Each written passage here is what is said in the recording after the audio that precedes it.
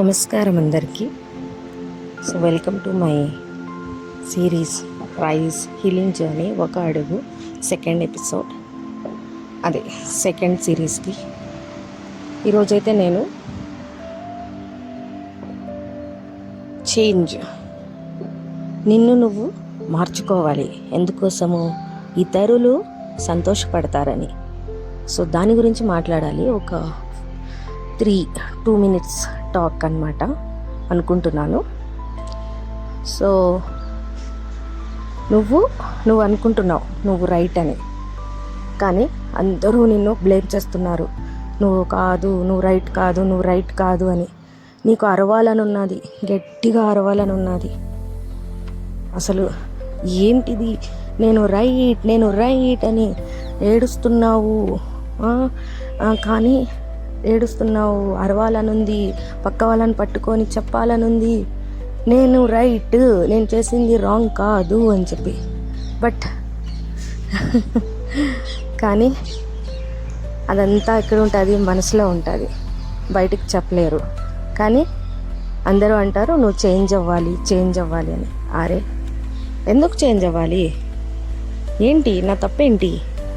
తప్పు చెప్పండి నాకు, నేను తప్పు చేశానని. పలానా తప్పు చేస్తే ఓకే. ప్రతి అమ్మాయి కూడా దీని నుంచి, ప్రతి అమ్మాయి, పెళ్ళి అయిన అమ్మాయి, పెళ్ళి కాని అమ్మాయి, ప్రతి అమ్మాయి సఫర్ అవుతూనే ఉన్నది దీని గురించి.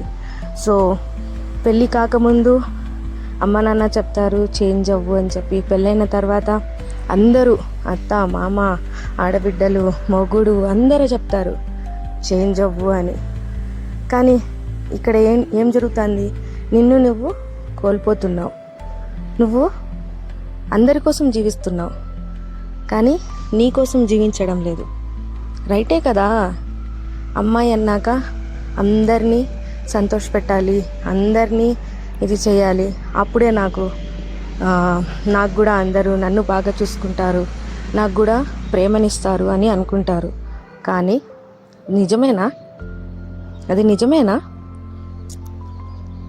ఒక్కసారి మిమ్మల్ని మీరు క్వశ్చన్ చేసుకోండి. సో నేను అదే రాంగ్ చేస్తున్నాను. నా కోసం నేను ఎప్పుడు టైం ఇవ్వడం లేదు. సో నేను చేంజ్ అవుతున్నాను. దేనికోసం? ఎవరిని సంతోషపెట్టాలి? సంతోష పెడుతూనే ఉన్నాము. ఏజ్ అనేది పోతూనే ఉంది.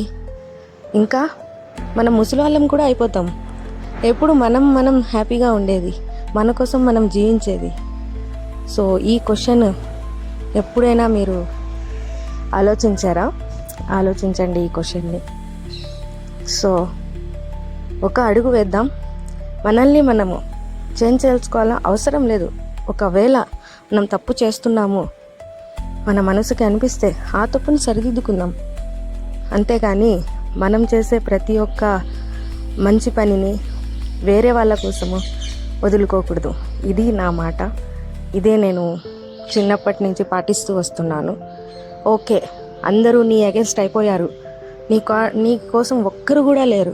It's okay. నీ ఫ్యామిలీ లేదు, నీ ఫ్రెండ్స్ లేరు, ఎవ్వరూ లేరు నీకు తోడుగా. Okay, no problem. దేవుడు ఉన్నాడు, నువ్వున్నావు, నీకోసం నువ్వున్నావు. అది చాలు కదా.